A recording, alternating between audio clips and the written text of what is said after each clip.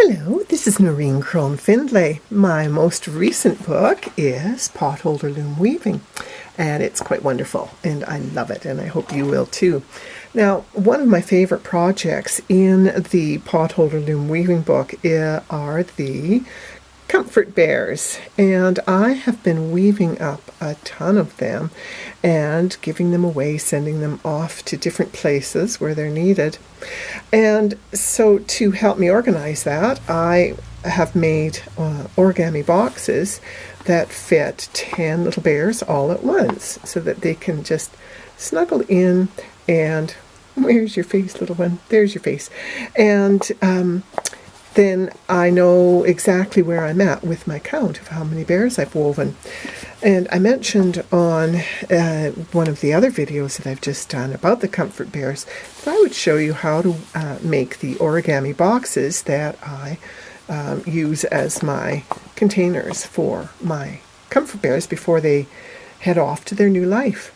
Now, I was just going to show you how I make the brown paper ones, but yesterday a friend gave me a beautiful book of wrapping paper, gift paper, that's based on quilt patterns, and so I thought, oh, I need to make some boxes that have the brown paper as the strength and stability, and the gift wrap to show you how to make them just so gorgeous.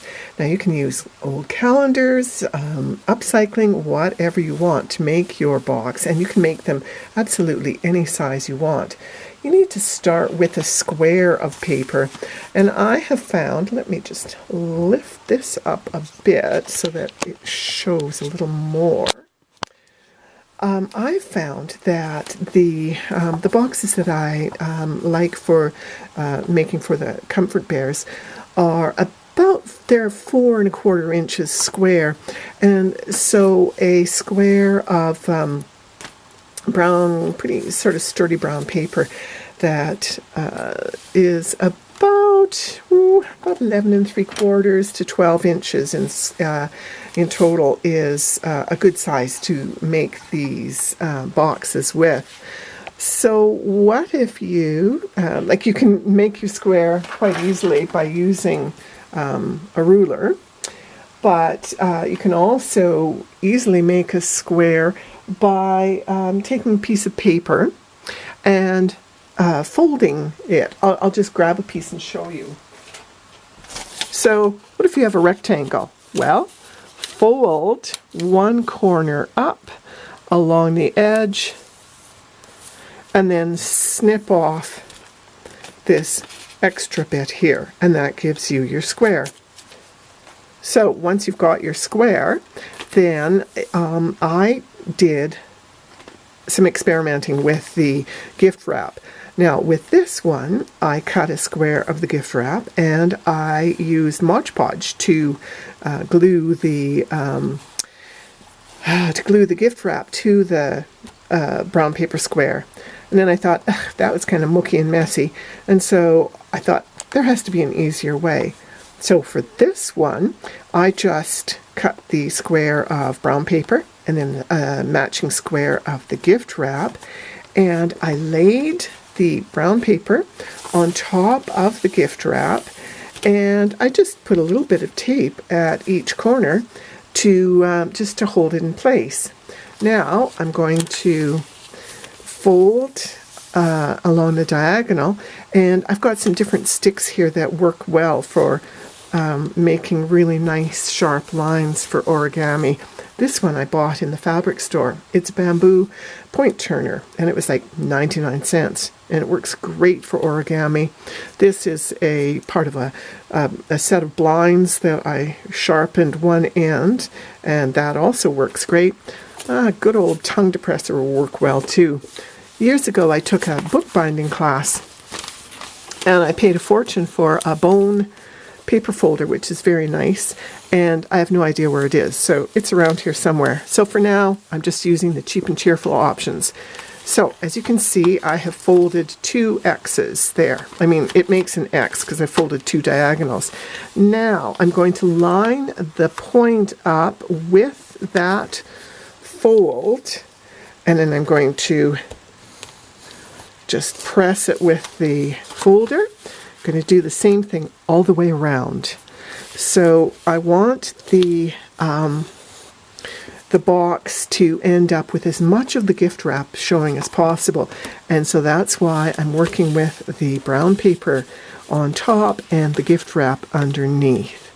So I'm folding the four corners to the center and then stroking them down so I get a nice crisp fold. And the gift wrap is staying in place because I did tape it. I used some clear cellophane tape just a little bit at each corner just to hold it in place. And that works surprisingly well. Just very simple choice. So just, good old tape, just tiny bit at each corner. You're not going to see it because the next step is to fold the corners up. And you're lining up this fold line to this one. Fold it in, press down, and again, spin around and fold that point to the matching the fold line at the center and pressing and all the way around. Whoops, that tape came off of that one. Not to worry, it's going to be all folded inside. Flip it over and now fold one edge to that center line. I'm looking for my fold line here, and there we go. And again, I'm going to use my point turner thingamabobby here to smooth that down, and I'm bringing the other edge to the center. And again, pressing that in quite firmly. This is a great way to recycle junk mail or paper. Like I said, calendars work great. And I got the brown paper at the local reuse center. Someone had thrown a roll of it in the reuse. So yay. Okay, so I'm folding. See, I've lifted up the flap and folding these points to the center, folding them up. And then it's quite thick, so you really need to put a bit of oomph into folding it. Now repeat, lift this flap, fold the corner up and in, and press it like crazy. And the other one. Perfect. Now push all your corners in, your flaps down, and reach into the middle. Lift and fold and kind of squeeze at the corners. Lift and fold, squeeze your corner all the way around, and you have made a gorgeous origami box. Now, if you want this to be all the beautiful paper, then cut a little square and glue it onto here. If you want to have it be like a lid and a box, make one of your squares to start with to be just a little bit smaller. I'm going to squish that one in there. See, it does need to be a bit smaller, but then you'll have a box with a lid. Of course, this one should have been just ever so slightly smaller, but there you have it. Gorgeous origami boxes in the blink of an eye. So there you go. Happy folding, and do join me in making and giving away, finding people in your neighborhood or your city or your town or your family or your friends who. One thing I should have mentioned is that you can make your origami boxes absolutely any size you want. So if you have a gift that you need to give someone, or you want to give someone, and you don't have the perfect gift box for it, these origami boxes can be made just in the blink of an eye and with such ease, and they're such a great way to recycle. So when you measure the size of your gift, your box will need to be, like your finished size, will be about a third of the size of the starting paper. So that's the key to knowing what size to make. And to make the lid for the box, make that square about half an inch bigger in both directions, and that will give you enough space to make a nicely fitting lid. So happy weaving, happy origami, and fold on. Talk to you soon. Bye for now.